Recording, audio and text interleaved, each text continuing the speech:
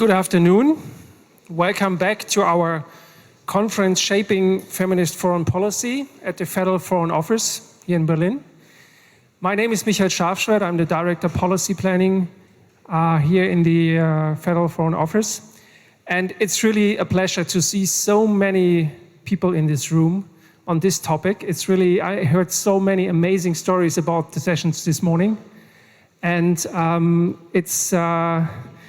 someone just said, it's interesting what happens with just one sentence in a coalition agreement within several months. So I think this is already a wonderful moment just to give us an applause to ourselves.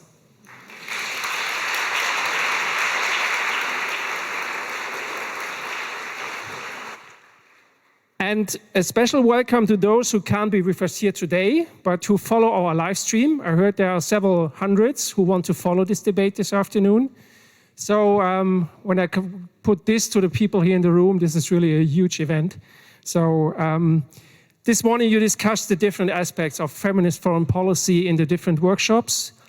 And in the next 2 hours, we want to learn from ministers of those countries who have established feminist foreign policy or who are working on the issue.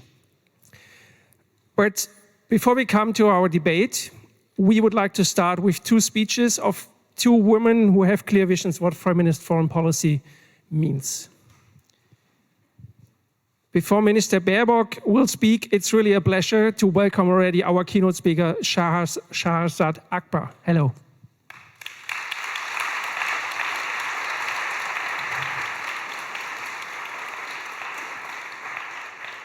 After her time at Oxford University, she has worked as a journalist in Afghanistan and has been a senior advisor to the Afghan president on high development councils. From 2019 to 2021, she has been the chair of Afghan Independent Human Rights Commission.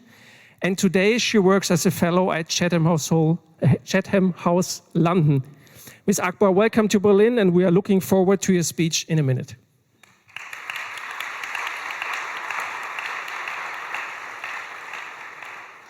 But first, I would like to ask Germany's first female Minister for Foreign Affairs to enter the stage. She took office in December last year, and all of us know that the world was a different one than the one today. But from day one, she has put a spotlight on feminist foreign policy. And why she has done this, she will tell us now. Please welcome on stage the host of this event, Ms. Annalena Baerbock.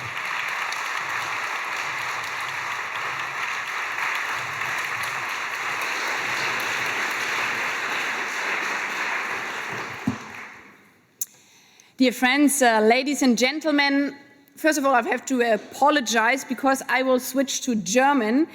Even though we have the Feminist Foreign Policy Conference in Berlin, we still have to lobby a bit also in Germany for the whole concept. So I'm afraid that not everybody is understanding English, so that's why this speech is in German. Liebe Gäste, liebe Freunde, liebe Shahrazad Akbar. Dear guests, dear friends. Ich glaube, jedem von uns geht es ähnlich. Wenn man anfängt mit Feminist Foreign Policy, dann sagen alle, was zum Teufel are you talking about? Manche stören sich am Begriff Feminismus, andere stören sich daran, dass ohnehin was anders ist. Und andere denken, na endlich, aber fragen sich, was steckt eigentlich dahinter? Deswegen versuche ich einmal recht plakativ mit 3 Bildern damit zu beginnen, was feministische Außenpolitik bedeutet. Da ist auf der einen Seite, und ich glaube, das ist das eindringlichste Bild und auch das allerschmerzlichste Bild in diesen Tagen, Marcia, 15 Jahre alt. Sie stand im Frühjahr mit Tränen in den Augen vor ihrer Schule und ihre Schule war verschlossen, weil seitdem die Taliban das Land gewaltsam wieder unter ihre Kontrolle gebracht haben, für eine ganze Generation von Mädchen, die etwas älter sind, ein Schulbesuch, das Recht auf Bildung eben keine Selbstverständlichkeit mehr ist. Da ist bei mir sehr stark eingeprägt, aber auch das Bild von einer Mutter im Norden Malis, die ich dort getroffen habe, als ich eigentlich die deutschen stationierten Soldaten in Mali getroffen habe, die auf das Gelände in Mali. And that mother had come to the protection mission and urged us not to leave them to their own devices. She said, we hardly ever dare go to the market these days to sell our vegetables because we're so scared that we might be abducted and raped. And as far as the third picture or image is concerned, I would like to ask you to help me conjure up this image, this picture. Imagine this room being filled by the representatives of an average parliament of this world of ours. In many parliaments of this world of ours, and unfortunately this is also true for the German parliament, it would not automatically be as it is here today, where you would see many, many women indeed. Because on average, when you were to look to the average parliaments of the world, only every fourth seat would be occupied by a woman. So we would probably have to stop here, right in the first quarter of the hall, probably somewhere next to the gentleman wearing a blue mask, and the rest of the seats would be occupied by men. And everyone would say, what a bizarre conference. But when we look to our parliaments, we seem to have grown used to this being the case. So we have to change things, we have to do a lot. Not only in those countries that are far away from ours, but right here when it comes to the German parliament. So we're talking girls without access to education. We're talking women who do not dare earn a living for fear of being subjected to violence. Parliaments who do not reflect and represent society in its reality. 3 images or picture that illustrate why it is not only necessary to develop a feminist foreign policy, but that it is long overdue. Why it is simply a no-brainer. Because no country, no economy, no society can afford a situation where half of the world's population is not equal when it comes to participation and co-determination.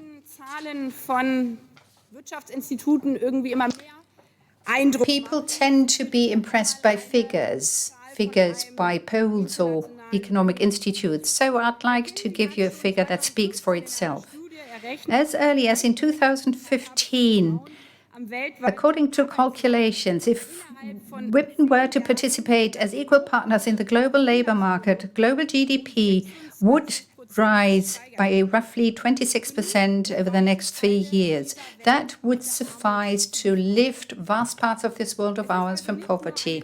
So not only is it a decisive right of women and marginalized right groups to be allowed to participate as equal partners, but it also is, it doesn't make any economic sense at all not to pursue a feminist foreign policy.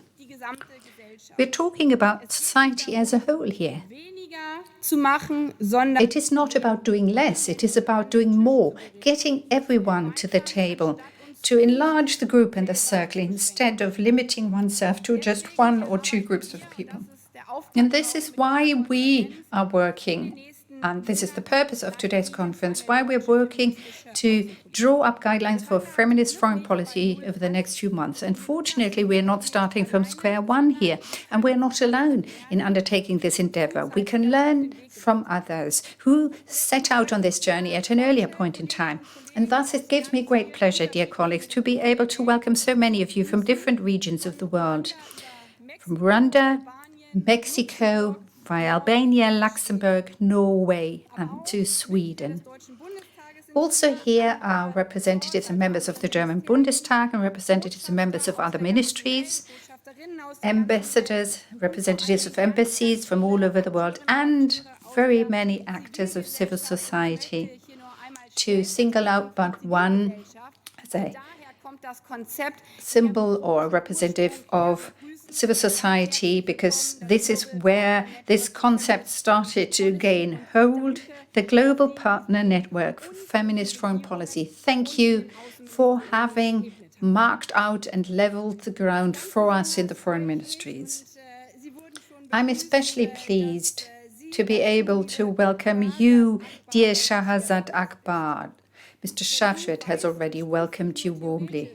You know what it feels like. You're not talking in theory, as do I, but you know what it feels like when women have to give up, are being robbed of the rights that they've worked for so with such great effort and worked for so hard, allowing girls to attend school, for example. And that is what is so dramatic about it. So you know full well what it means when the rights you fought for are taken away from you. As the chair of the Afghanistan Independent Human Rights Commission, you work tirelessly for the interests of women in your country, and you continue to work in that same vein in exile. And I would like to thank you for that from the depth of my heart.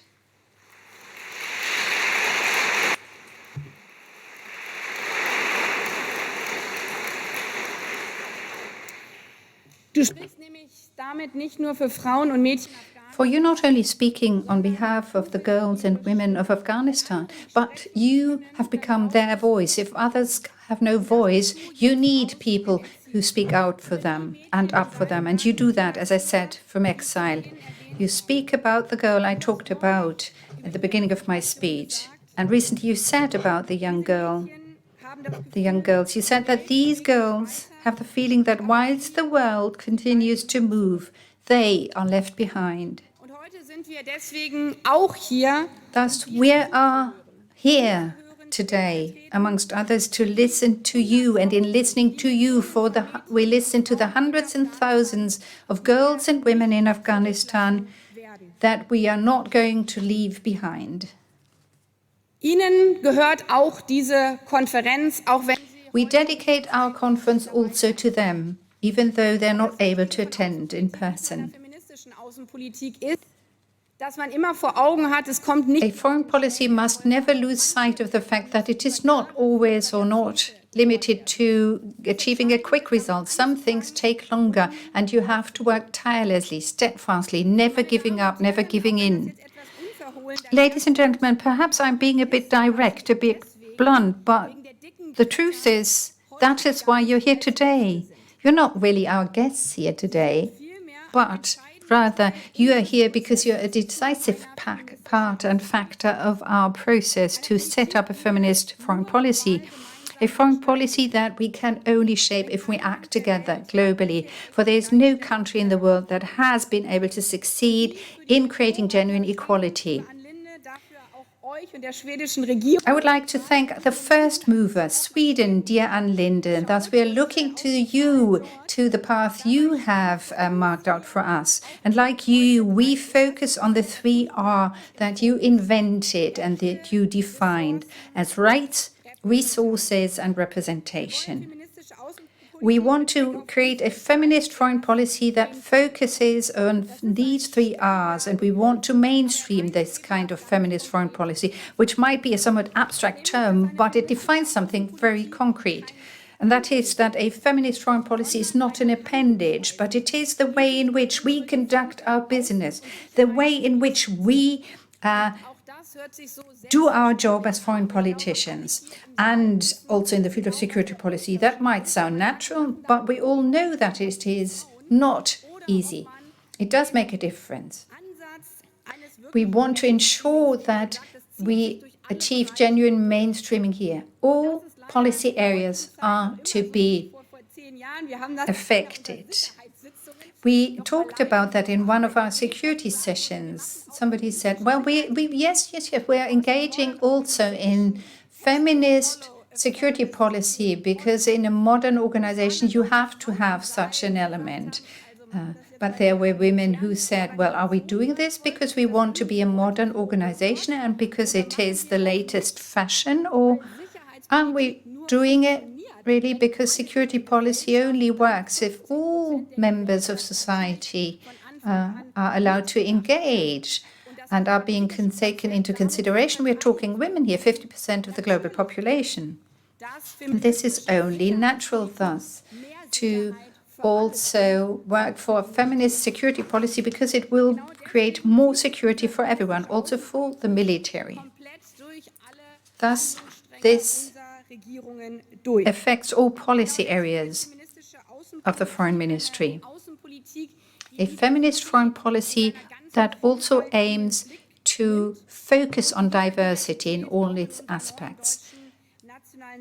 and also makes it an element of a new national security strategy. Because a feminist foreign policy implements what we wanted to achieve and have defined as human security a couple of years ago. That is a foreign policy that focuses on the human being irrespective and regardless of their origin, their ethnic background, and their belief or who they love. And if we focus on women as one marginalized group, this will lead to us having a more comprehensive security policy, thus will make all of us stronger. And this is what we mean when we think about the first R, rights, that is. We see this very clear in Ukraine these days, where some groups are particularly affected by violence as a consequence of Russia's cruel war. It affects women to a very large extent, but it also affects the elderly and children, especially those who find it harder to flee or who, because of their gender, on top of all the other brutalities and hardships of war, because of their gender, are being attacked. People with chronic diseases, people with disabilities, people who do not get the treatment that is vital for their survival, women and girls, but also men and women who are being abused. And this is why we're helping these days the brave people of Ukraine to defend themselves by helping them in economic, political, and military ways, providing support in all these areas. But that is but one aspect. What is important too is that we stand up for the protection of their values that have been breached and their rights that have been disregarded for weeks and months, because that is part and parcel of our approach. The protection for the law, and in areas where we cannot provide that protection, where the law is being abused and disregarded, we make sure that people are being taken to court afterwards. So we're working closely with the International Criminal Court. We work with human rights organizations, with public prosecutors for the investigation of these crimes.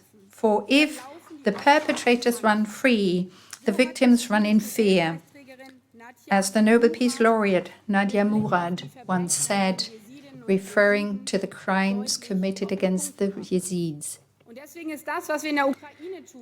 And this makes what we do in Ukraine in the area of sexual violence, the crimes against women, and the need to investigate and prosecute these crimes is so decisive these days. I see some of you here who have worked towards this objective and who did so at a time where it was not something taken for granted. The crimes against the Yazid women, slavery, violations and rape as a brutal part of the civil war, not only to realize that was what happened, but also to make sure that the people were held accountable and the crimes were investigated. This is also what we understand by feminist foreign policy.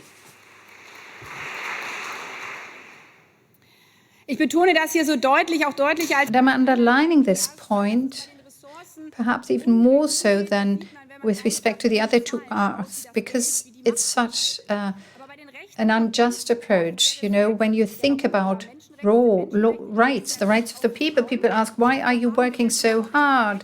These people have the rights, they're enshrined in documents. But what we're witnessing these days, when we look to the debates that we have in our own countries regarding equality, gender equality, people saying that we have to be so grateful that our mothers and grandmothers fought to ensure that we can go and cast a vote, that we can have a bank account, that we can own land, that we no longer need our husbands to sign contracts for us or allow us to go to work. So it takes this debate to a different level. Structural discrimination or a structural use of violence is the violation of a piece of law and not structural injustice per se. This makes it ever more important that in those cases where we see that the rights of the people are being violated, either in structural terms, but also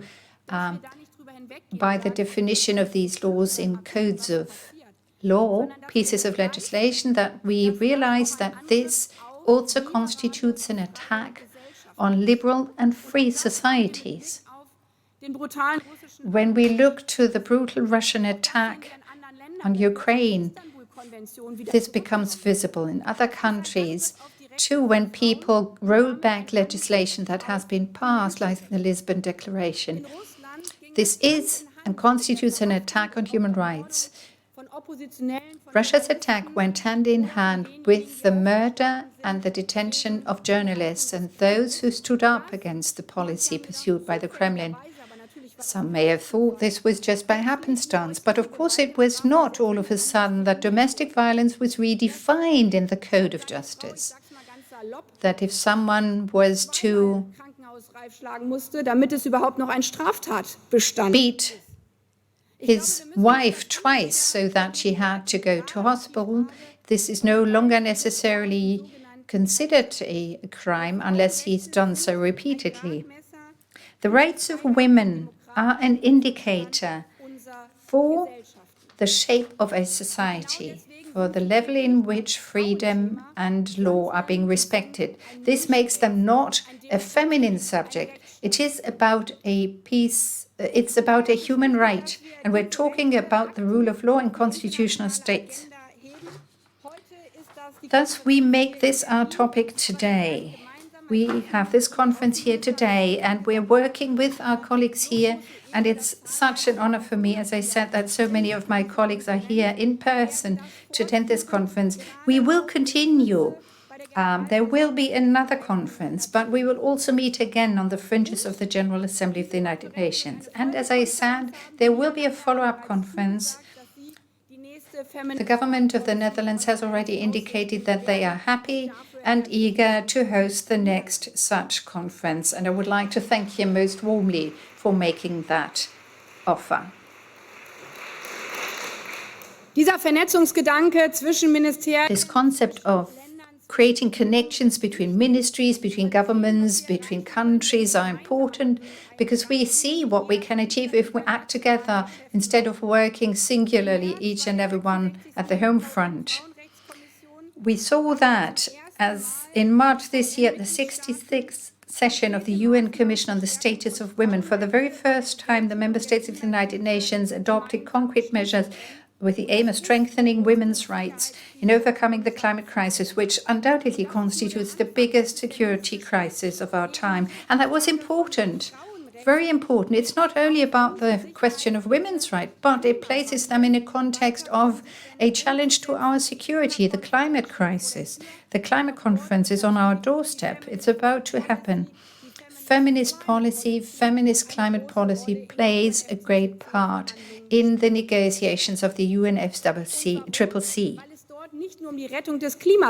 Why is that so? It's not only about protecting and saving our climate, but it's also about resources, allocating resources, money being spent on adaptation, loss and damage. And we have to keep a watchful eye when we start dealing with one crisis, hopefully together with others.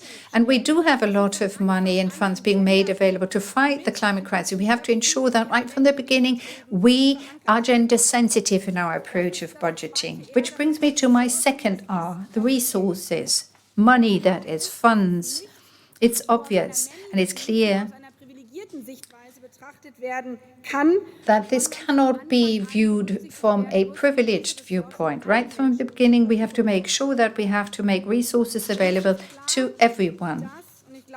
And it's clear, and I think that that is the first honest recognition that there is no neutral or gender-blind budget, not automatically.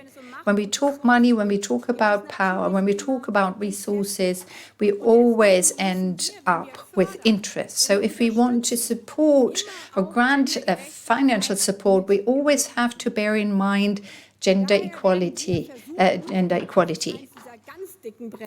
And if we want to, and that is a very important approach, to subject our foreign policy to a gender budgeting approach. Here again, we can learn from the example other countries have set, other governments have set. We also need to transfer that approach to international organizations. And we have to strengthen the rights and the participation of women. And if we want to do so also when it comes to gender budgeting, we need data. We have to identify where the money goes, to what groups of people, to what members of society, in order for us to allow to distribute them in a more equitable way. Which brings me to the third R, representation, that is. For again, if only these few groups are represented at the table, they will discuss the question of where are the funds supposed to go differently from having a group of people discuss that reflect society.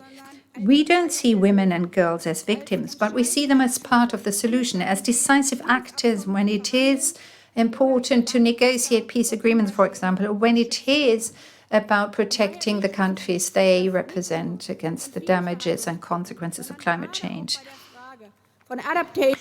Especially when you talk about adaptation, loss and damage, funds to fight the climate crisis, we have to pursue a gender-sensitive approach.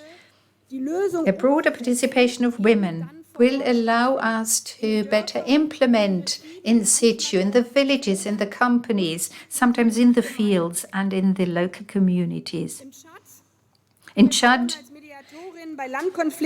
where we support women as mediators when conflicts about land break out between farmers and herders, or in Iraq, where we support the participation of women in conflict prevention as one of the biggest supporters of the Women's Peace and Humanitarian Fund, but also here at home in Germany. For a feminist foreign policy is not only something we design and develop for other countries, but feminist foreign policy begins here, right here, on our doorstep, at home. And one aspect of this, and again, I'm very happy about this being the case when we talk about a feminist foreign policy. It's a natural reaction or response, really, when people say, oh, you're pursuing a feminist foreign policy. I'd like to take the floor and speak out on that too, if I may. You know, met with people of whom I had not expected feminist foreign policy to be a very popular issue, really. But they said they too wanted to follow a feminist approach, and I thought this is interesting. And then they said diplomacy, which underlined to me that when we look to the countries and the governments who haven't quite made it there, we can learn perhaps from each other's experiences. Thus, for us, feminist foreign policy here in the Foreign Office begins here as feminist foreign diplomacy. And that is one of the most important areas, work areas of us that affect us, that concern us. If we want to ensure things change, looking at our own structures, at the budgeting we do with our resources. All those who engage in feminist foreign policy and diplomacy are quite aware, of course, that this means not traveling only with men in your delegation, or taking one or two women with you, thinking you've covered your front, so to speak. You have to take a closer look also, and the journalists you take along, all the aspects have to be borne in mind. It's not only the politicians, the state secretaries and the civil servants. When we travel, we, the foreign ministers, represent our countries in all their diversity. So I'm talking protocol officers here. Or in my particular case, I am being accompanied by security officers when I travel away from Berlin. So we also make sure we have some female security officers there in my team, accompanying me on my visits. What we do is more than just uttering words and making statements. When you enter a room and you do so as a member of a diverse group, of course, this is something that the other side might notice. When you enter a room just as part of a delegation and the other side responds by saying, oh, our women were ill, unfortunately, today. They couldn't make it here. So people notice these days if a group that accompanies you is no longer diverse or is not diverse. When I look at this hall, I see a very diverse public here, a very diverse audience. We're not only talking men and women here, but also the origin of the people, and that is also an important element of our feminist foreign policy. As I said, the D for diversity, we represent millions of people. I represent 82 million citizens And it's good that after 150 years, we have a female foreign minister now in Germany. But I also represent many people who have lived in Germany now as a second or third generation. And also that kind of diversity is an area where we need to do more than we have done so far.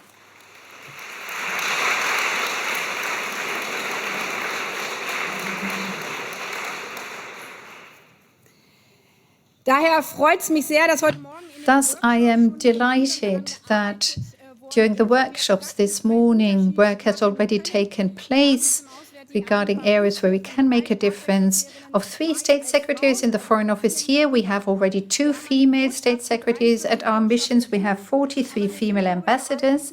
But logically, we are represented not only in 43 or 86 countries, but in many more than that. And when we take a look at the ministry per se, we have about 27% of our senior positions, leadership positions, that are held by women. So I give you the figures here from the German Foreign Office in order to indicate that we need your support, your input too, to improve our performance here at home. Because I believe that a feminist foreign policy can only function, and that makes for the strength of this concept, if we actually listen to what others have to say. We're not here to preach to you, to wag the finger, to convince you of what we've always thought we knew best, but we are here to learn from other experiences. And thus, in a way, a feminist foreign policy is basically a foreign policy that acknowledges the inequalities of our world in the 21st century and finally sets about amending that. Be that in the schools of Afghanistan, in the markets of Mali, or here in the discussions of the various departments of the Foreign Office and in the debates in our parliament. And our politicians don't do so wagging their finger or making dogmatic statements and slogans. No, we're doing this by pursuing very concrete, very pragmatic measures for the very simple reason because it is right and because it benefits all of us. Thus, I wish you all a very interesting and a pleasant discussion, insights, thoughts that make you realize, well, I've never thought about this, have I? What a good idea, simply because it comes from somebody else. I hope we get many of such experiences in the course of this day. And I wish that's all, a lot of strength and energy on this path towards an equitable and equal society. Let's keep going in this direction. As I said, many of you are here who are already converted, so to speak. I don't have to preach you, but nevertheless, it's been a tough journey. Look to the situation in Afghanistan. It's hardly bearable. When we started at the time about a feminist foreign policy, no one necessarily, not everyone applauded us. So there is a bit of a headwind, but, that is when you set out about doing something new. In German, we have a saying that says, what doesn't kill you makes you stronger. Well, I don't want to take it as far as that, but I believe that this headwind can make you stronger because you're fighting for the right thing. And Anne Linde said, well, we no longer have these people giggling when you use the term feminist foreign policy. In a way, you have this indirect opposition, when you want to change structures and people say you're doing it for the wrong reasons. But as I said, this headwind turns into a tailwind if we use it for our purposes, and we do so together, and if we realize what it actually is. We have to do what needs to be done. And it is our mandate and mission. With this breeze of headwind, we should not give in too easily.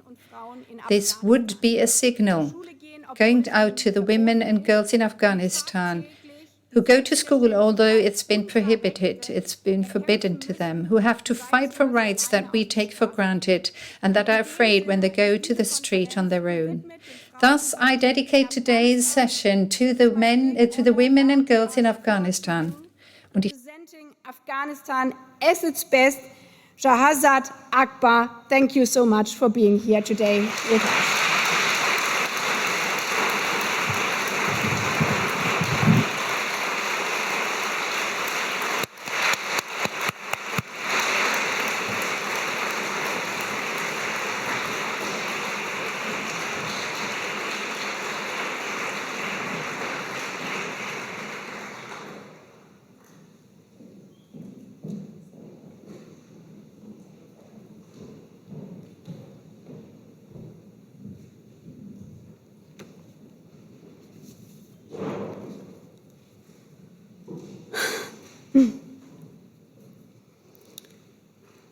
Ladies and gentlemen, I'm truly honored to be speaking to you and also very intimidated, particularly after the very kind words of her Honorable Minister.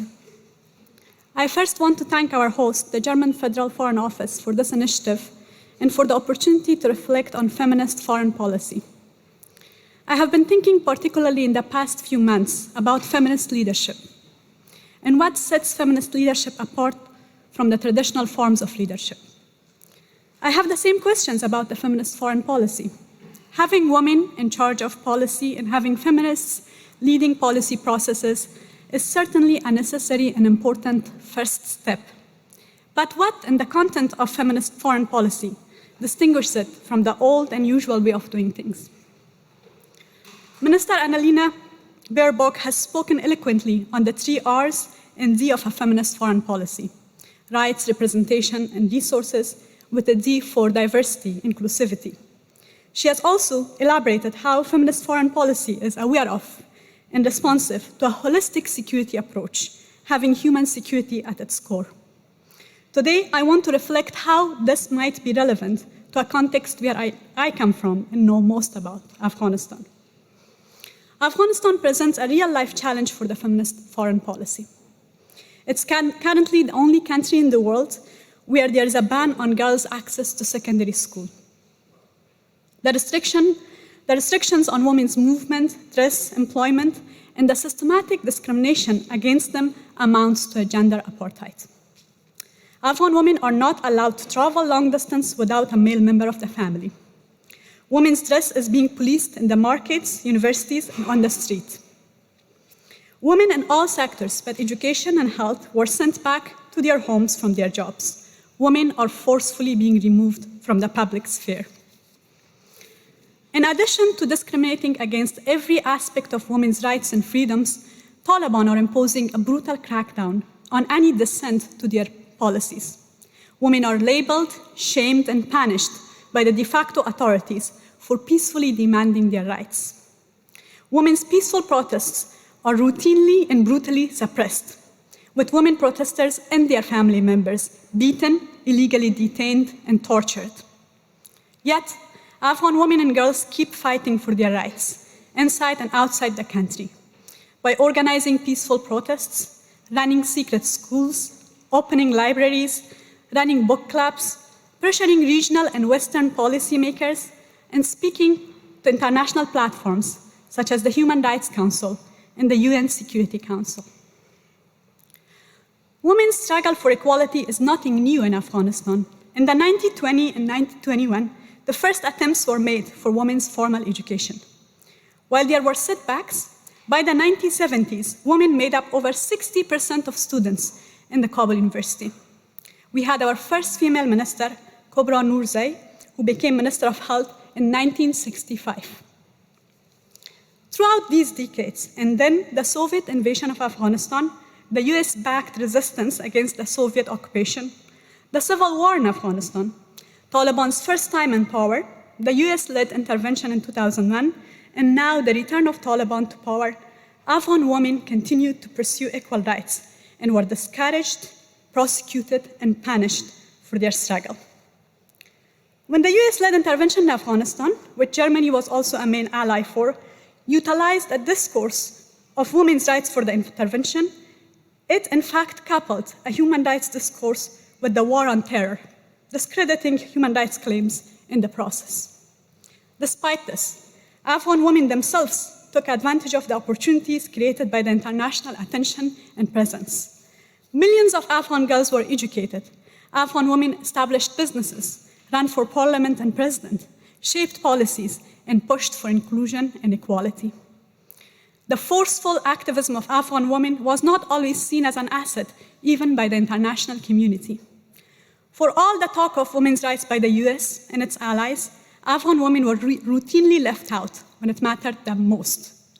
Most recently, in the US-Taliban peace talks, where Afghan women were not only excluded, but their legitimate fears, concerns, demands, and policy recommendations were actively dismissed. This last episode of international engagement in Afghanistan, or US engagement, prior to the collapse of Kabul, exemplifies the complete opposite of what a feminist foreign policy would look like. I wanted to provide this bit of historic context for several reasons. To illustrate that the struggle for women's rights in Afghanistan is nothing new and was not introduced with the US-led international intervention.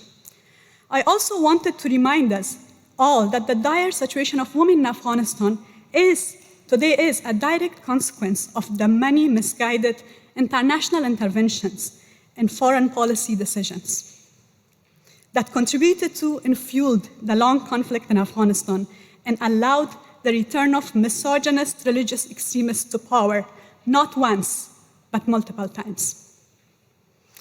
The gender apartheid in Afghanistan today is owing not only to Taliban's misogyny, but to the foreign policy decisions about Afghanistan that contributed to their military takeover. All we can change is now and the future, not the past. So what are the implications that feminist foreign policy can have for situation in Afghanistan? First, let me, drawing on my experience of growing up in war and conflict, state something that might be controversial. For me, a feminist foreign policy should be in its essence for peace and against war.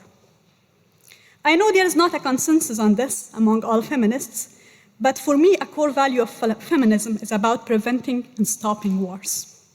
As someone whose childhood was stolen by war, I can't define any of the wars that impacted my parents or my life as a good war, a just war.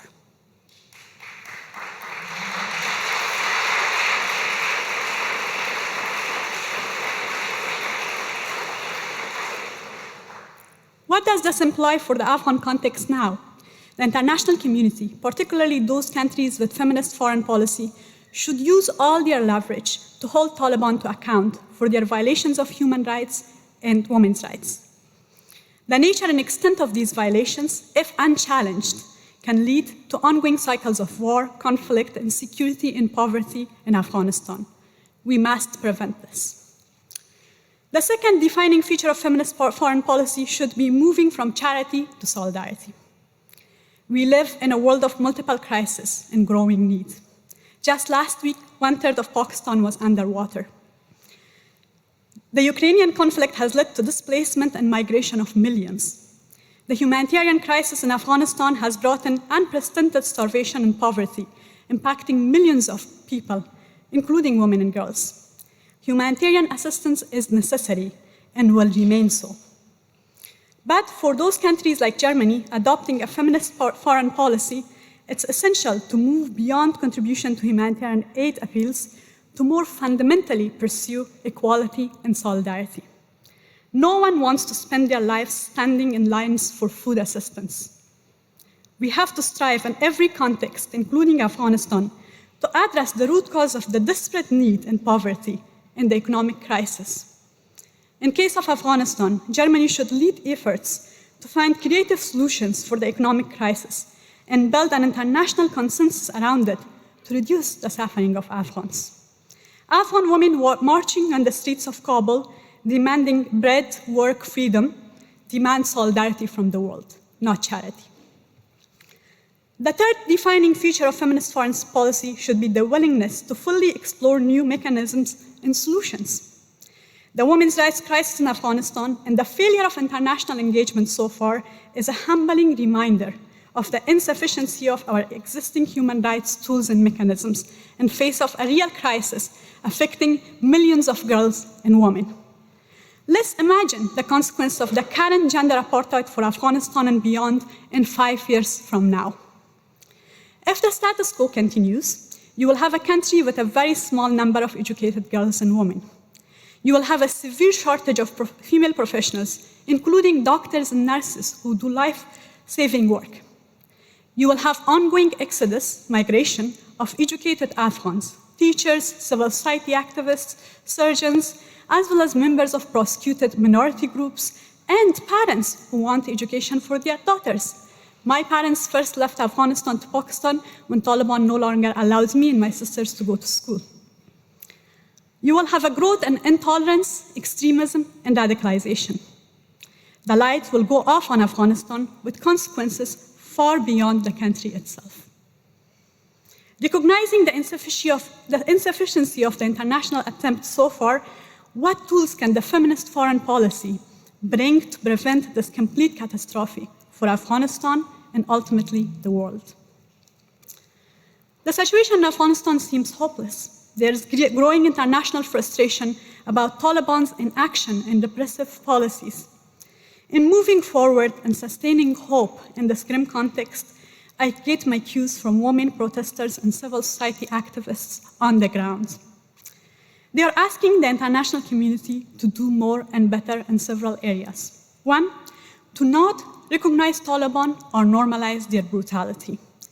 Every interaction with Taliban should be seen as an opportunity to challenge their brutality and to seek accountability. Two, to say yes to and support the Afghan human rights community's demand for an additional accountability mechanism authorized by the UN Human Rights Council, because accountability is key for breaking cycle of violence and for the victims. Three, to continue support and funding to Afghan civil society in Afghanistan and in exile in their efforts to strengthen the culture of human rights and monitor the violations in Afghanistan. Four, to pressure Taliban to create conditions for public engagement at all levels through upholding the right to freedom of assembly and association, including for women. Five, to ensure public accountability on delivery of humanitarian assistance so that women are not only included among the beneficiaries, but are also consulted on the design and delivery of humanitarian aid. For long-term sustainable change in Afghanistan, we need to strengthen the local civic resistance for rights and equality and amplify it with effective regional and international response. For the feminist foreign policy to have any credibility, we need it to meaningfully and effectively respond to the world's worst women's rights crisis, the situation in Afghanistan. Thank you.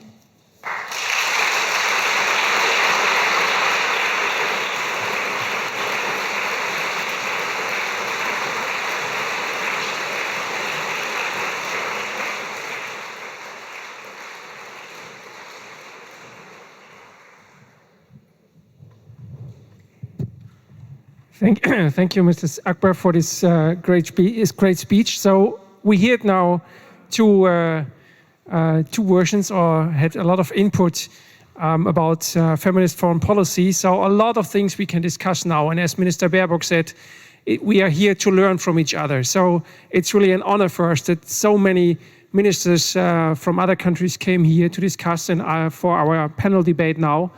I would like to welcome on stage Excellence Vincent Biruta, Minister for Foreign Affairs from Rwanda. Thank you for coming this long way here. Excellence Anniken Huitfeldt, Minister for Foreign Affairs from Norway. From Albania, Mrs. Olta Čačka, Minister for Foreign Affairs. She was already mentioned. From Sweden, Excellence Ann Linde, Minister for Foreign Affairs. And finally, from Luxembourg, Minister Jean Asselborn. And this debate will be moderated by Minister Baerbock.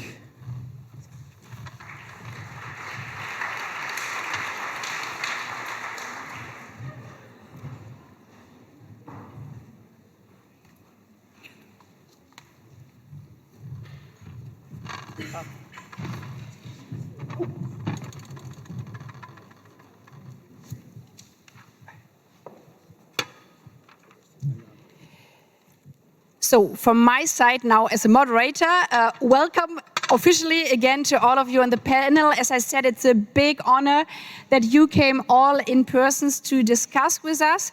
And we try now something which is very difficult for politicians, to be short and sharp. And because it's very difficult for me, I'm now the moderator, I'm not speaking anymore. And we would like to learn from each other, because as we all agree that a feminist foreign policy is needed, we are now looking at what different parts of feminist foreign policy we can do all together. And as it is in democracies, in countries where you have many discussions, sometimes answer A works better than answer B and C. So you cannot say B was more important than A, it just worked better. And this is why it's so great that we have a diversity of different foreign ministers here, where the countries followed already way longer than in Germany, the feminist foreign policy in different fields. Some focused more on security policy, others focused more on representations. And I'm thanking you very much that you share your experience, also sometimes the resistance, but especially the best practice with us in our discussions. And I would like to start with Dr. Vincent Spirita, Foreign Minister from Rwanda, not because you had the way which was the farthest way, but also because your country is so ahead with regard of representation. Rwanda ranks 6th and Germany ranks 10th in the World Economic Forum's Global Gender Gap Index, which measures equal opportunities in business, education, health, and politics. And as I've mentioned before already, especially with regard to politics, you're way ahead to many other countries. Half of the cabinet posts are female, but especially in your parliament, 61% of parliamentarian seats are being held by women. So my short question is, how did you do it and how can we do it as Rwanda did it in the past, and maybe also touching the other fields of business and education. Again, thanks for being here and thanks for being such a pioneer with regard to the feminist foreign policy. Thank you, Minister. First of all, let me express my appreciation for inviting me to be part of these important discussions about strengthening the role of women and girls in shaping foreign policies. Yes, Rwanda is known for its gender policies. And I say that actually this derives from our history. You know, Rwanda is known for the genocide against the Tutsi, which was committed in 1994. And that genocide was a result of policies of discrimination of various natures. Discrimination against some particular communities, discrimination against women, discrimination about various groups.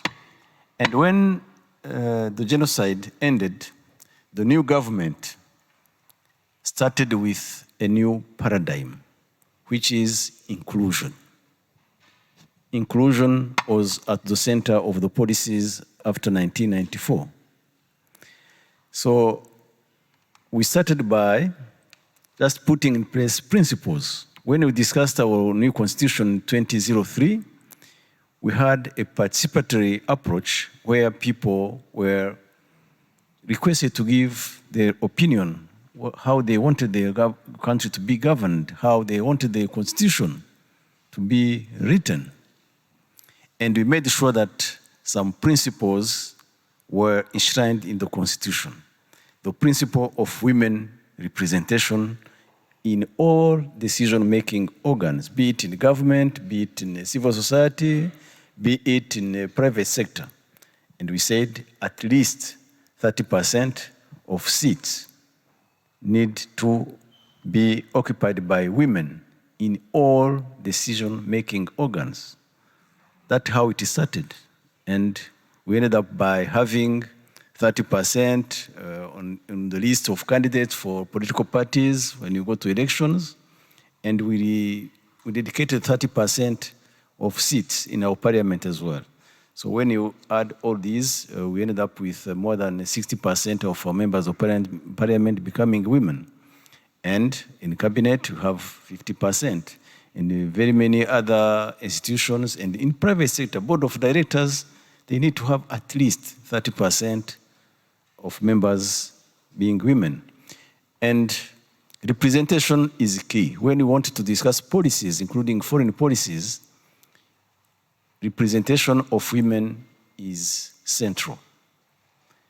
And when we adopt laws, because if you have good policies but you don't have laws to implement them, we don't have strategies, and when you adopt those laws and strategies and women are not represented, then you miss the whole thing.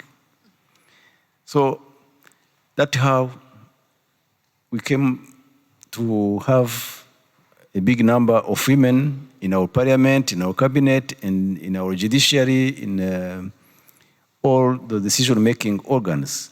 But it didn't stop there. We made sure that gender is at the center of all our policies. When our ministers go to parliament to discuss budget, they need to show, they need to make sure that members of parliament understand how gender has been taken into consideration. We needed to have gender at the center of our planning process. And we need to have in place, actually, organs which are in charge of monitoring how gender policies are implemented, how they are mainstreamed in the various sectors.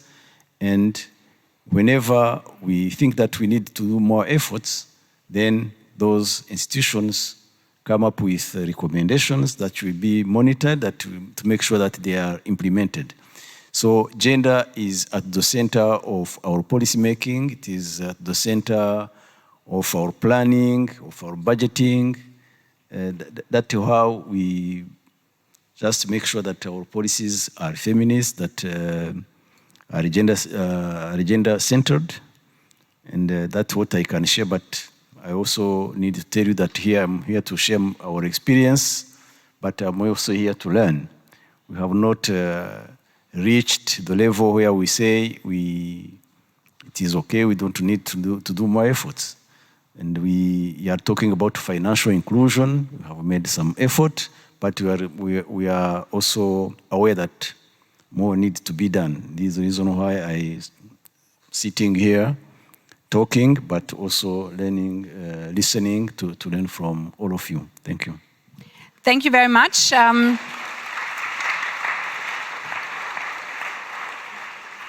And as you were mentioning how important structures, also the constitution, institutions oversee the regulation is, maybe you could also jump in the question how it's then related for women, but also children, if you're giving a woman a bigger role with regard to future crises as security or nutrition.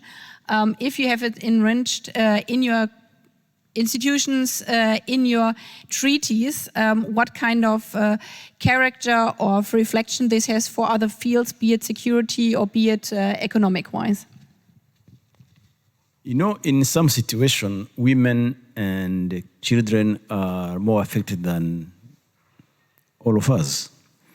Those are situations where there are conflicts, for example. We know that women and children are more affected. And in a situation where climate change is affecting all of our communities, women and children are particularly affected. And we know when we talk about women empowerment, when we talk about gender policies and whatever, we know that you have SDGs. Those are SDGs is about all of us. We need to achieve the SDGs by 2030. And we know that in relation to those SDGs, there are some particular, some of these SDGs are particularly important to women, at least when it comes to our African countries. You have mentioned nutrition. We know that when we need to tackle nutrition issues, when we want to tackle malnutrition, we just need to deal with, we cannot deal with malnutrition without working with women. it is not possible. In Rwanda, we have a problem with stunting. But when we deal with stunting, we need to start with women, not wait for kids to be born to start dealing with their nutrition. We should start with dealing with the nutrition of pregnant women. And when we talk about women empowerment, we cannot achieve that if you don't educate women. If girls don't have access to education, that's clear. Then when you want to achieve the SDG related to education, to health, to nutrition, it is clear that the woman is at the center of the policies you need to put in place, the strategies you need to put in place. And if you deal with them, if they are included in the decision making and in the implementation of the various strategies you put in place, then you are sure that you will be able to achieve the SDGs, including ending hunger, including achieving education and health for all. You need to just put women at the center of all the strategies. And of course, you need to, in a situation of conflict, you need to involve women, first of all, to prevent the conflicts, but also in dealing with conflicts, you need to involve women. In Rwanda, we are also known for our contribution to peacekeeping missions. And in protecting civilians, women and children come as a priority. They are considered as a priority. We need to protect women, we need to protect children, and we need also to involve women in peacekeeping operations because they are able, to, first of all, to reassure other women where conflicts are, but they are also capable of addressing some issues which are particular to women when it comes to sexual violence, when it comes to other violence against women. We need to also involve women in peacekeeping operations, and that's what we are trying to do. Thank you so much, Vincent, for your important input, but also even more, thank you for Rwanda's positioning, also taking the strengths that after the horrible past, you have taken up the chance to say we turn it better in the future and learn from our past, and also bring it to other via UN missions and regard to security policy and peacekeepers being female peacekeepers. This is also a strategy Norway is following, and therefore I'm really happy that Anniken Huitfeldt, Foreign Minister of Norway, is with us, because your country is known for a high engagement in peacekeeping mission, and also for putting big priority in participation of women in these missions, women with regard to being their role in the army, but also as a conflict mediator. So if you could share your experience, and also the question why it makes security policy, but also army stronger if you're following a feminist security policy.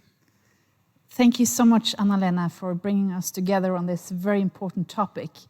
I've several times been told that in a gender-divided society, we actually have to admit that men are taking decisions, so we can't really invite women in as mediators. This is not our experience. It's rather the opposite, because coming from outside, female mediators will be listened to and she will be accepted. But she will get something more. She will get access to men who are taking the decisions, but she will also get access to women. And that's extremely important. This is not due to idealism, but it's pure pragmatism. Because we know that peace tends to last longer if women are brought to the table. So that's why we are doing this.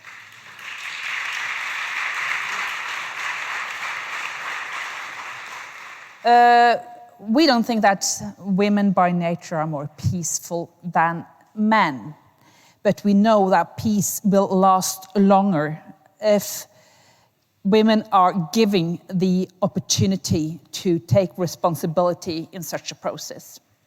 I want to pick up on what Mrs. Akbar said about the situation in Afghanistan. And when we invited Taliban to Norway in January, it was a part of the deal that they had to sit face to face by women leaders, female human rights defenders from the Afghan society. And this was actually the first time after the Taliban took over that these groups were brought together. And after that, we invited the same representatives to the table in UN Security Council to tell about the situation on the ground for women in Afghanistan. So this is actually extremely important. When we are playing a role in several conflicts in the world, we are not pushing the parts. I mean, we're not pushing them together.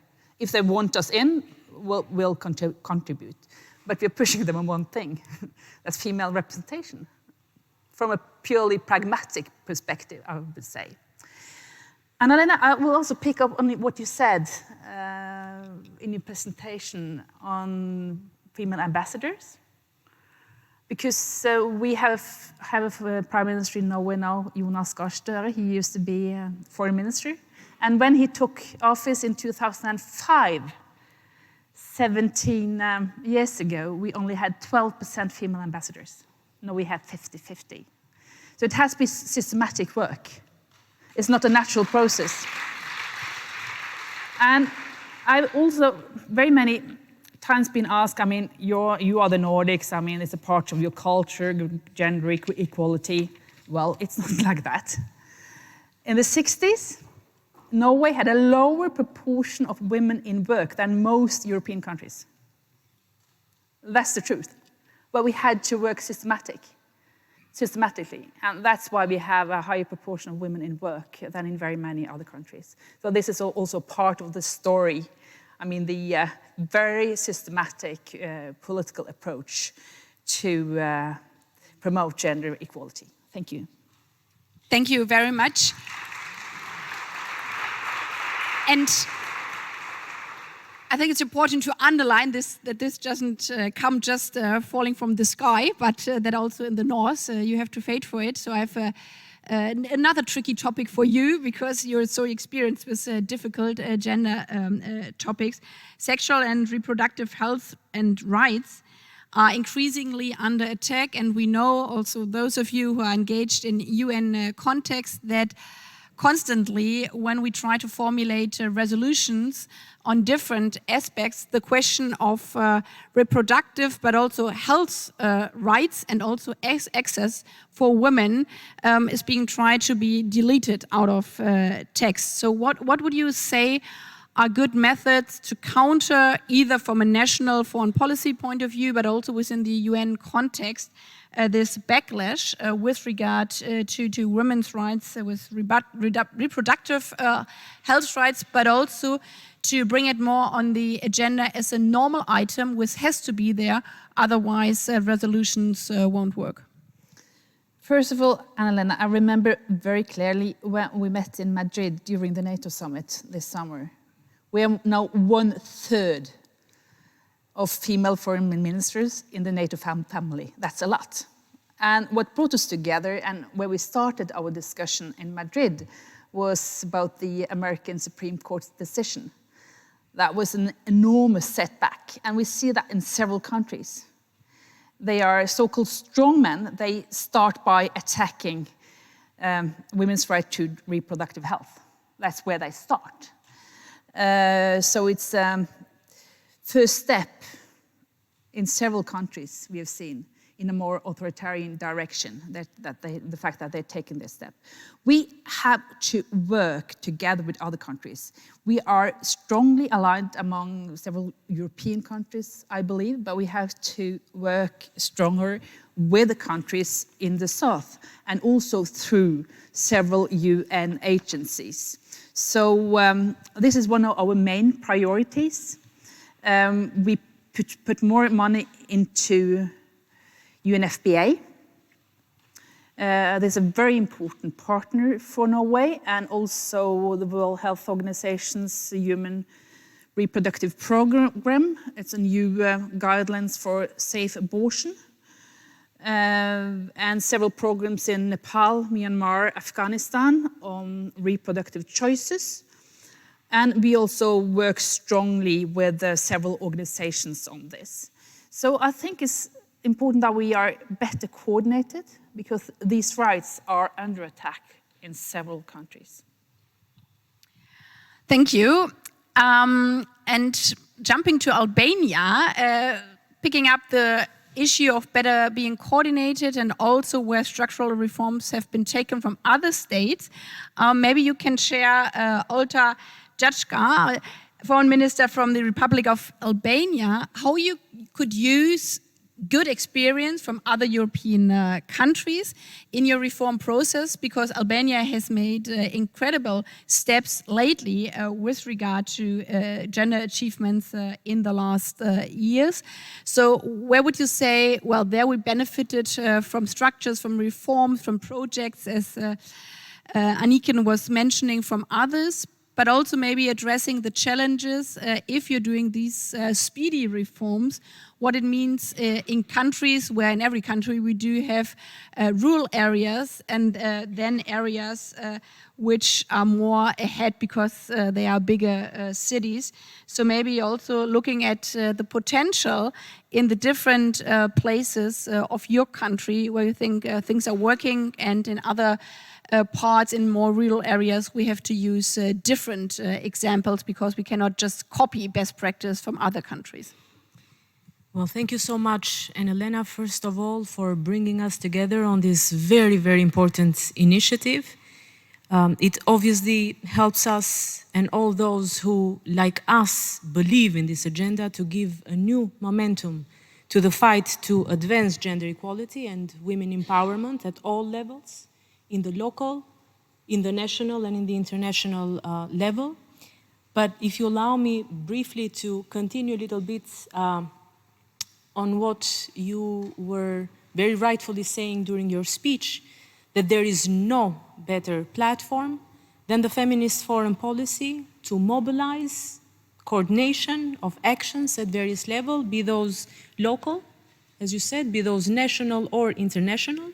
There is no better platform to broaden and strengthen the network of gender equality advocates that integrates for better feminist perspectives in the discussion, but also in the documents of different international agencies and in the international fora in general, but also that provides perspectives and discussions on such issues and push for the implementation of such documents, of such legislation that translate the ambition, this ambition of ours, into concrete agendas and actions, such as our common agenda or Security Council Resolution 1325 or the Agenda 2030, to name only a few.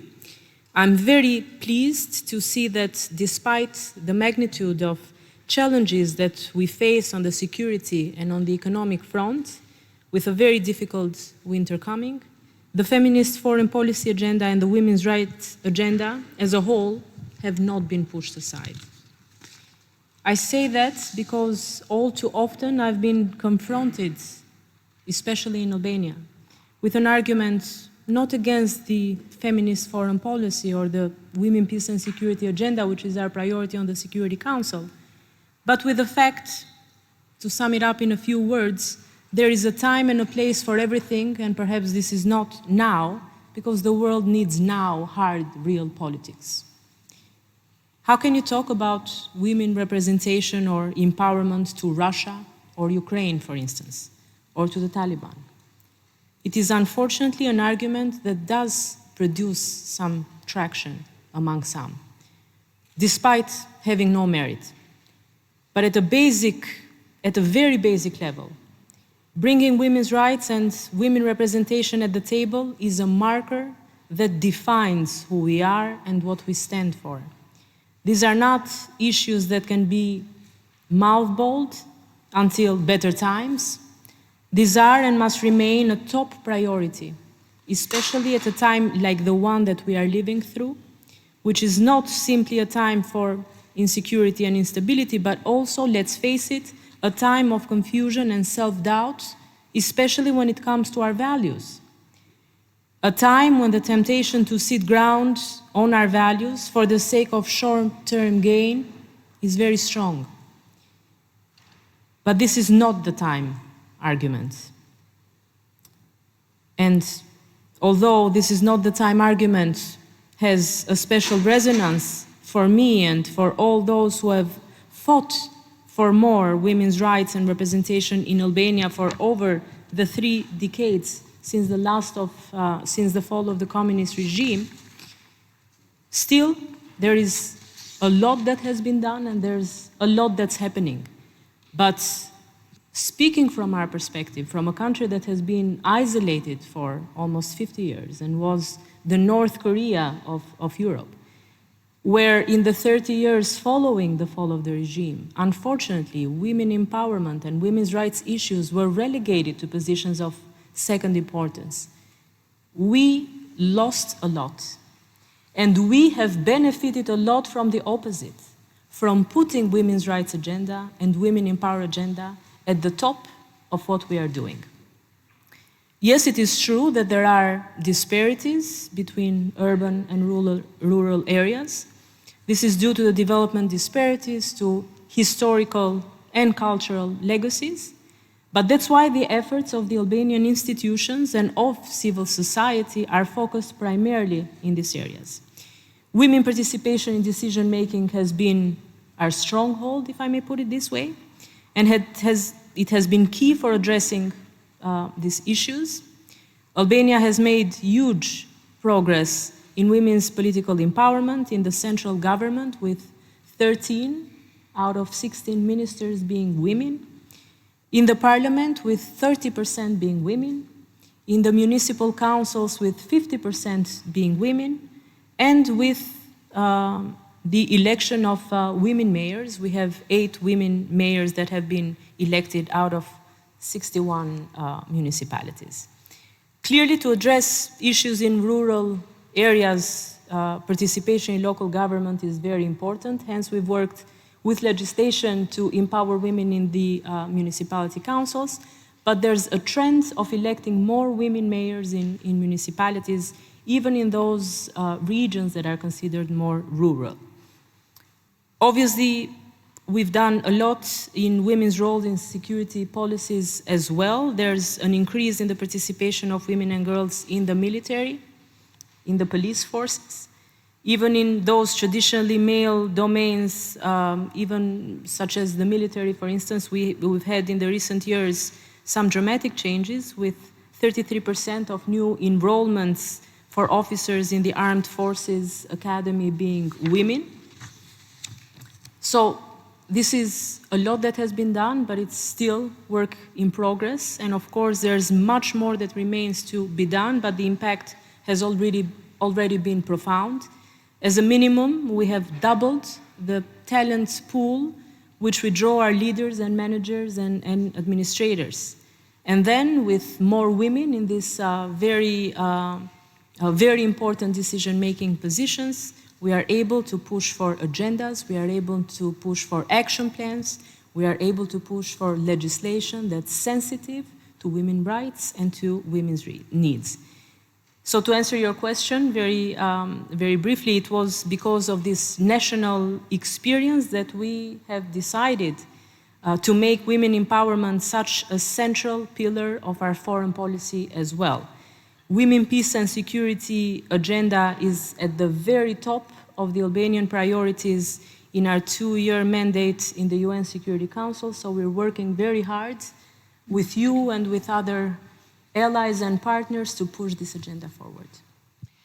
Thank you very much, and especially thanks for putting the focus also on the mayors and not only on the parliament, because as you have highlighted, this is actually where the life is, and this is also where the big challenge is. And did I understood you correctly? However, in your government, 13 out of 16.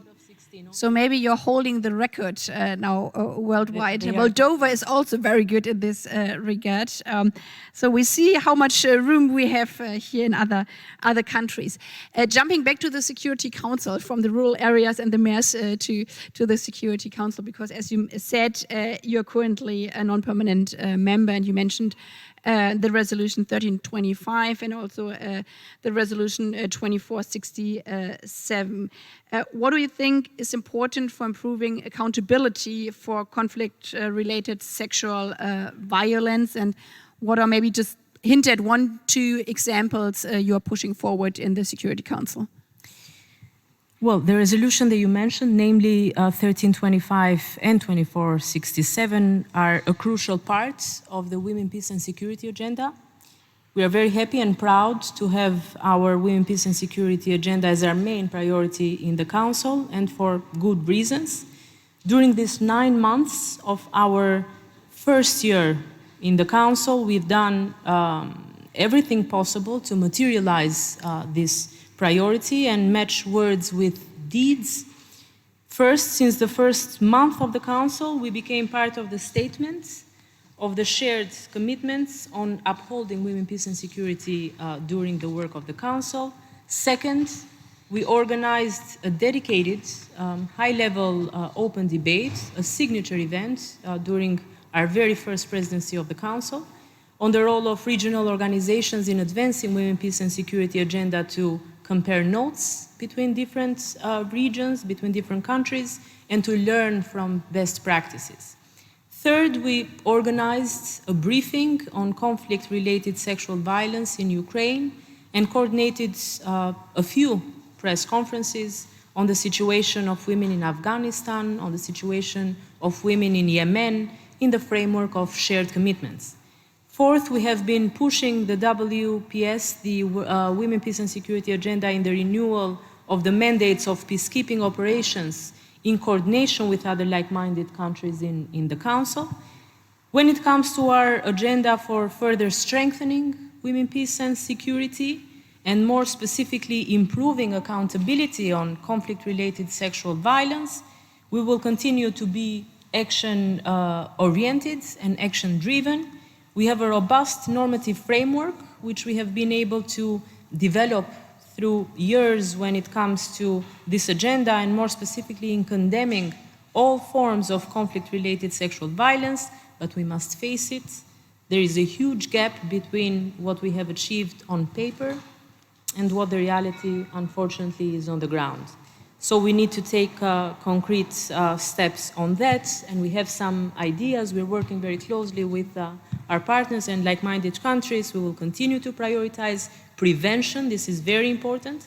At the Security Council, we need to make sure to include prevention and response to conflict-related sexual violence in designated and renewing mandates of peace operations. Of great importance is also the deployment of women protection advisors, which have been proven to be very effective in ensuring more timely, accurate, and reliable information regarding conflict-related sexual violence in the field.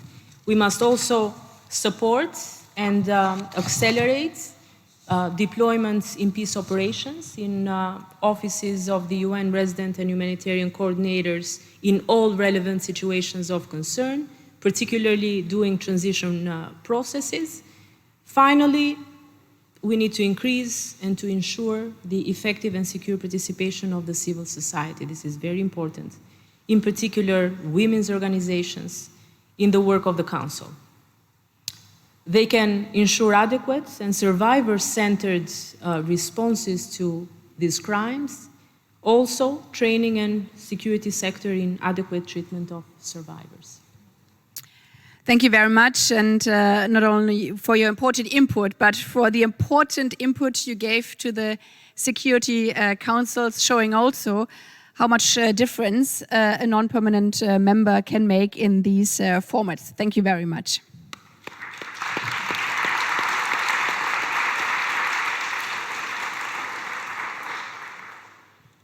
So on.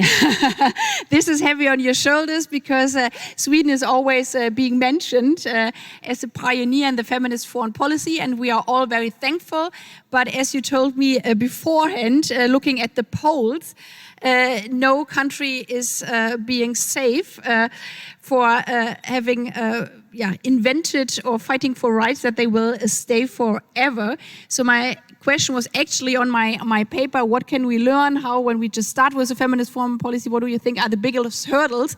But actually in these hours now, I would also like to add the question, what do we have to do? Because thanks God in democracies, governments can change, and it's never good if a government stays forever in power. So also a party renewal is very important. But what do you think we have to think of in the beginning when we formulate a feminist foreign policy? We were talking already a lot about institutions, about legal text, about the constitution even, to ensure that the feminist foreign policy, the approach, but also the structures will stay, even though governments might change.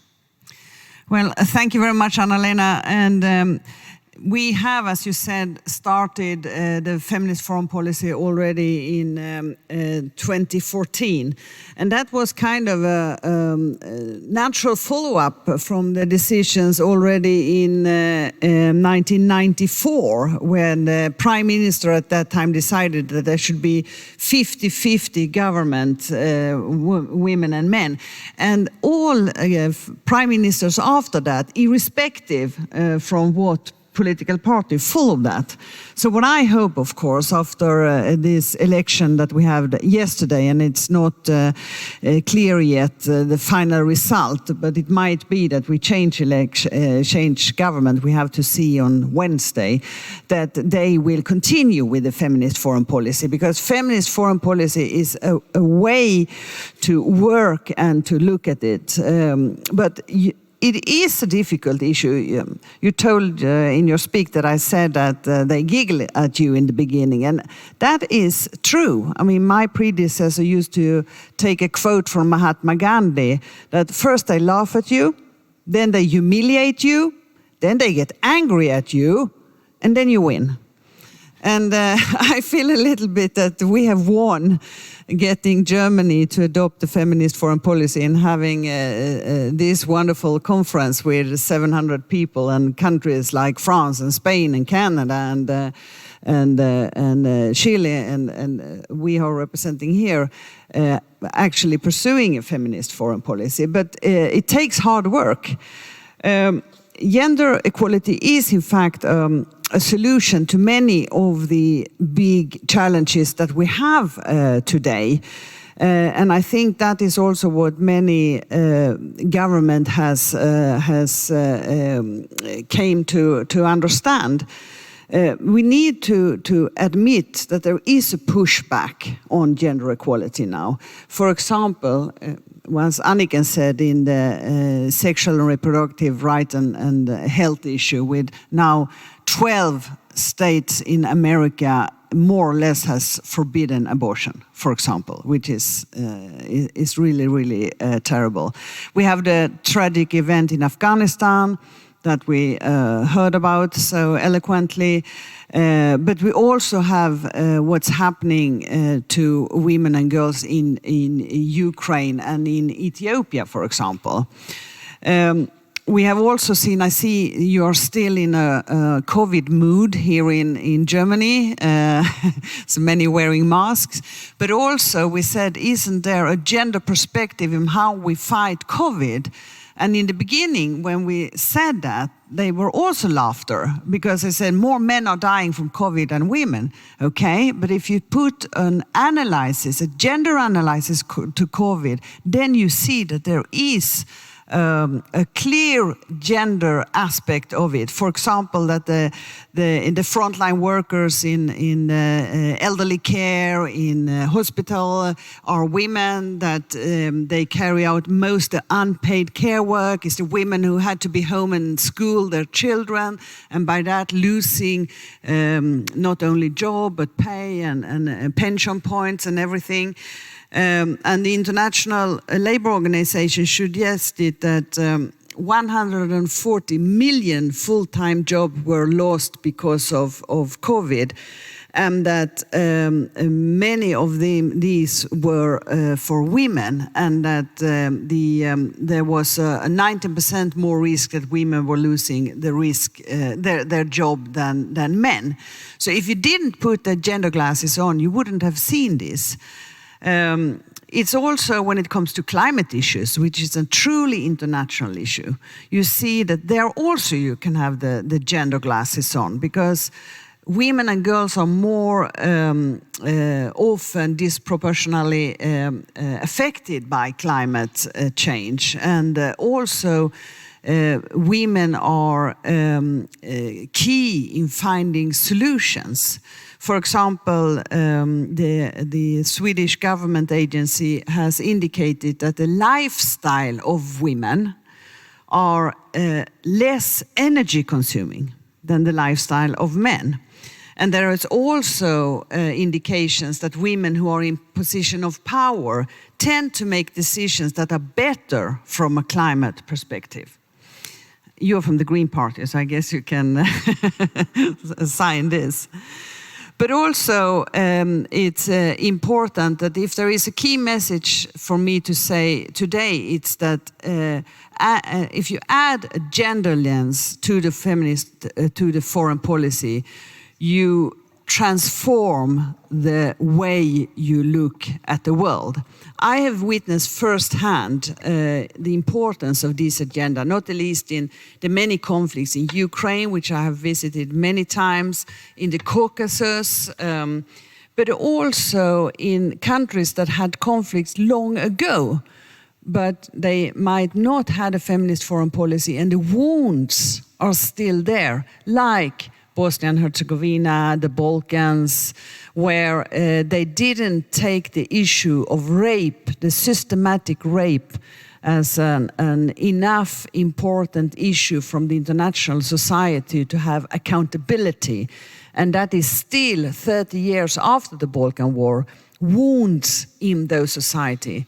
When I talked about Ukraine for our parliamentary group a few months ago, and talked about the issue of accountability, one of the parliamentarians who had a background from the Balkans came to me afterwards and said, you have to look at the issue of gender here. You have to look at how much damage systematic rape in conflicts are doing to society.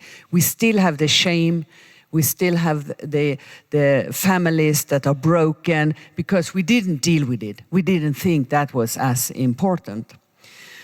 I also would like to say that you need to have a very inclusive process. I know that we have had our head of our planning section here talking about gender budgeting. And I think that you, this morning at the workshop, you really need to get all the ministries in government office to come ahead. And you need to have all the embassies, because I have to say there was a lot of, unfortunately, male, a little bit more senior ambassadors who thought this was crazy thing. And then afterwards, when I found out that this is not just a headline, this has to do with budget, with money, with resources, with rights. And you can even get invited to a country to tell about the feminist foreign policy. We got them to change. And now I would say that there is a both understanding and not only accepting, but improving for a feminist foreign policy, also among our 50% male ambassadors. I think I'll stop there. Thank you very much. And as you are also currently the chairperson in office of the OECD, or you was it till lately, and you were talking about gender perspective in war, women, peace and security. Maybe you could also add a couple of sentences with regard to the political recognition. You have mentioned the Balkans. I was also jumping on this point. I think the most important message I got actually within my last 8 months of foreign minister was in Bosnia and Herzegovina, where mid-20-year-old women told me about the wounds you were mentioning, saying, I still don't have a last name. I'm still have this special attention on me that I'm a girl of rape because my father of birth raped my mother, and because nobody obviously knew who he was, that in legislation, and we know this also from the Yazidi women, and the problem that this stigma stays forever, for a lifetime, because the law doesn't address this issue. So I think this is so important that still we have to discuss also the consequences decades afterwards. And as the chair of the OSCE, there are many countries who had these situations in the past, so maybe you can add a couple of sentences with the successes, but also with the challenges with regard to women, peace and security, also in our European peace organizations. Yes, thank you. And last year, I and Sweden were chairing the OSCE, the Organization for Security and Cooperation in Europe. And of course, that was also an arena for the feminist foreign policy. And I think we know by now, and we had to make it clear that in societies where women are economically and politically empowered, there is more peace and less violence. And you need to get that notion into everything you do. A few concrete examples. I asked all the head of missions, you know, there are about 15 missions all over the area of the 57 countries taking part. The biggest one was the Ukrainian one that is not now functioning because of the war, but also in Caucasus, we have in Azerbaijan, Armenia, and in several countries, that they should do a gender analysis of their mission. There was actually an understanding among the head of missions, but you have to ask them, you have to task them. It will not go on naturally. So it's the systematic thing you have to do. Another thing is that every year, all the military advisors of the 57 countries come to the country that is president. And I invited them to the Nordic Center for Gender and Military Operation.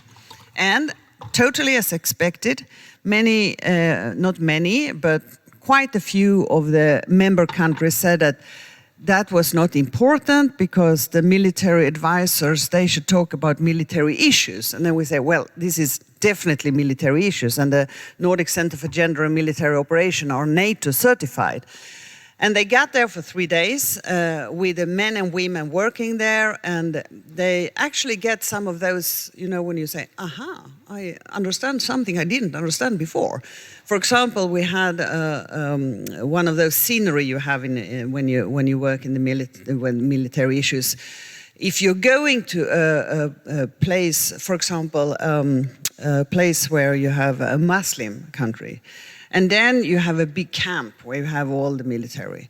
And we show this on big scenes. And then to get people in there, you need to body search them. And then there are some women that are supposed to go in. What do you do if you don't have any women soldiers?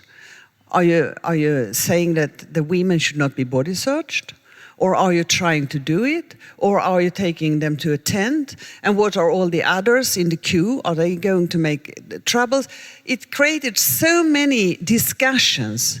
You had the discussions on when you go to a country where the women goes and fetch their water every morning. And the other side, this is real, it's not a scenario, it's real. The other side had found it that if we put soldiers by the water fountain, when the women come, we rape them. And in one African country, and I won't mention the name, but it's first-hand information, after the rape, they cut off the ear. So when they came home to the village, everybody knew that this woman has been raped when she was in water. Of course, if you have done a gender analysis, you should put soldiers around that, because that was a way to weaken the will of fighting for the other side. And after these 3 days, actually some of those military advisors from the countries that were most hesitant said that, we are sorry, this was for real. It was not just some, fancy headlines. This actually could mean something in our military operation. So to make that into also to 3 quick points is that you must focus between the link between protection and participation, like you said also. I think that's important. And also you must defend the defenders, those women in countries you come to who work with human rights or women's rights, feminists and so on. Their voices should not only be heard and included, many times they need to be defended as well, because they are not defended in their country. And finally, just the accountability, that must start now, because the accountability is one of the most important issues, and we tend to forget the women perspective. When we had the ICC prosecutor in the meeting with the EU foreign ministers, some of us, for you and me and the Belgian foreign minister, we took this issue up, and the answer was that yes, it's important, but we don't have the knowledge of how to really look into sexual crimes. Then it's important for us to say, okay, then we send you, we second people with that specific experience, because no accountability for these kind of crimes against women and girls, that's not an option.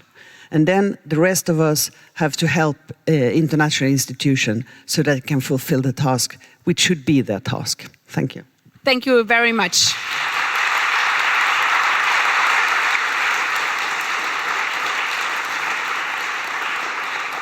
And I'm very sure that Sweden will continue to lead the way that others like Germany, but also Luxembourg can follow. And Jean Asselborn, you're the longest standing foreign ministers in the EU club. I don't ask you why you come up now with a feminist foreign policy, but I ask you, what was the trigger point that you are doing it now? And probably you have the same thoughts as we did here in Germany. But what are the most important first steps in Luxembourg to follow the path as other colleagues have done already a couple of years? So Luxembourg is a small country. I think that's not so important to speak about Luxembourg. But I think, Annalena, that if we take a decision as a country to be a member of a club, and this is a club, it started with Sweden, then 6, then 10, there must be a narrative. And for myself, and I think also for my country, I have 2 big examples related to my experience then. First is Afghanistan, and I listened very carefully to you, Madame. I was the first time in Afghanistan in 2006. I participated in London, all the conferences with Karzai, remember. In the European discussion as foreign minister, we had been very, very proud that in the, let's say, 6 to 10 or 12, more than 100,000 young girls had the possibility to go to school. And we said even once, if one day the Taliban will be a member of the government, Afghanistan will be safe, because we said if they accept the rules of democracy to be part of, to participate in elections, Afghanistan will be safe. We know the result. I was the last time in Afghanistan in 2019, and I saw in Kabul more and more and more poverty. But I saw this president, Ghani, at this moment. And around this table, more than 12 women. I mean, no men, only women, very proud women, and they told us what will be the future. And this was the moment, and you remember this, when in Doha, the US diplomats started negotiations with the Taliban. So we know what happened last year in August, and we see. But why women foreign policy? You know, men in Afghanistan, they are hidden behind the beers. And who is in the street? Who is claiming for the right to go to school? Women. And therefore, I think it's clear with this case, we have to support really women foreign policy, because they have to be encouraged to continue and to make it possible. Same is, you spoke about Nadia Murad, the Yazidis. I was in Sinjar a few months ago. And if you are there and if you see the only women, Yazidi women, had been able to explain to the world, Nadia Murad got the Nobel Prize, how the cruelties, how do you say, the real cruelties who happened in this region. And I think that not men but women are able to make this possible and show to the world how things are going wrong, and that we have to. So you have other countries like in Iran. In Luxembourg, I think that we had been member of the Security Council 13, 14, a very strange time with Crimea, but also with Syria. And here we said, some of us, at a certain moment we will have a coalition agreement, and that was done in 2018 when we decided to go to a feminist foreign policy. What are we doing, Annalena? So first of all, what we started and said, all the NGOs have to promote feminist foreign policy. If they want money, if they want to be supported, they do it. They have to respect it. Secondly, I can only give a few examples. I think I am, yes, I don't think it's the case, I am the only foreign minister who is also Minister for Migration. And on migration, it's very, very important that we see also in the perspective of women how people suffer, and not only physically but also psychologically when they are there. And dear Vincent, you are a friend. Myself, personally, si je pouvais parler français, ce serait plus facile pour moi. Je veux surtout pas te. C'est très difficile pour moi et l'autre. No, I will translate in English. I said if I could speak French with him, because French it's really my language. I don't want to hurt you, Vincent, because we are a friend, and I want to tell you that we as Europeans, we have a lot of obligations vis-à-vis every country in Africa, but vice versa. You have no obligation in your country to help countries from the European Union or from Europe to accept asylum seekers in your country. That's not an obligation for you. And that's all I wanted to tell you, because if you see the pictures, people who are asylum seekers in some European countries or in UK, and the plan is to transfer these people, to fly these people out far away in your country, and then nobody knows what will happen with them. So here I wanted just to tell you that you, as Vincent, and also I think your president, has no obligation vis-à-vis a European country in this regard. On the other things, I think I learned a lot here about feminist foreign policy. I think that we have to be patient. As I told you, European Union started also with 6. At a certain moment, we had even been 28.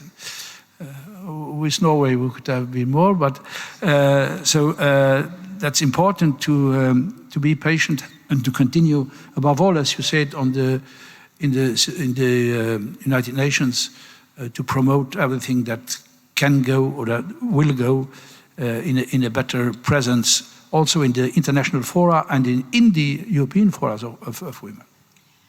Thank you so much, and also thank you for setting up already the topic for the next Feminist Foreign Policy Conference, because I think the whole question of migration and asylum seeking and the cooperation between the EU and African countries is of high importance. So I think, Wopke, this is a problem if the minister is not here by themselves. No, he's a close friend, so I totally understand that he is not here, but we are very happy that the State Secretary is here with us, so maybe you can transform it back to home, that this would be an interesting topic for the next conference, because if we continue this topic now on the panel here, we will destroy the whole time agenda, and revolutions have to be step by step. So if we follow now a feminist foreign policy and also look at our structure within our ministry, this is not easy every time, so I don't want to crush the time agenda now. Then we have other problems here in my ministry, so thank you very much for all the important topics. Thank you for underlining, Jean, that the EU started with 6 member states, because the feminist foreign policy within the EU, we are currently also 6 member states. This is not discouraging, but it's encouraging, because we know how we can grow up to 27.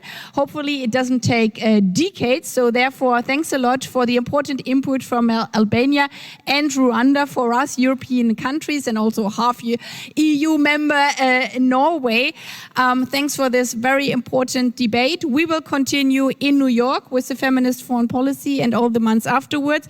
And we are really happy if you challenge, criticize, but also help us within the upcoming months and years to get even stronger, to get more partners in the world on this track, and all the best for the upcoming workshops. Thank you.